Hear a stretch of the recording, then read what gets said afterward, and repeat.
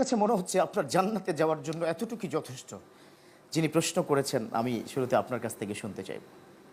মুহতারাম, আপনি যেমনটি বলছিলেন, ও যখন এসেছে তখন আমি প্রথমেই ভুলে গিয়েছিলাম যে ভয়কে আমি পাচ্ছি না ও ভয় পাচ্ছে। ওর আগমনের মধ্যে ভয়ের ছিটেফোঁটা কিছুই দেখতে পাইনি। দ্বিতীয়ত বিষয়, যখন সে তিলাওয়াত শুরু করলো, আসলে প্রথম আমার এমন হচ্ছে যে আমি বলতে ভুলে গিয়েছিলাম যে ওকে থামাতে হবে। তার তিলাওয়াতের যে তাসির, এটা যেন সারা পৃথিবীব্যাপী এই তিলাওয়াতের মাধ্যমে ছড়িয়ে পড়ে, আমরা সেই আমিন। কামনাই করছি তার জন্য। আমি হাফেজ মৌলানা মাসুদ আল আলম, আপনার অনুভূতিটা শুনতে চাইব।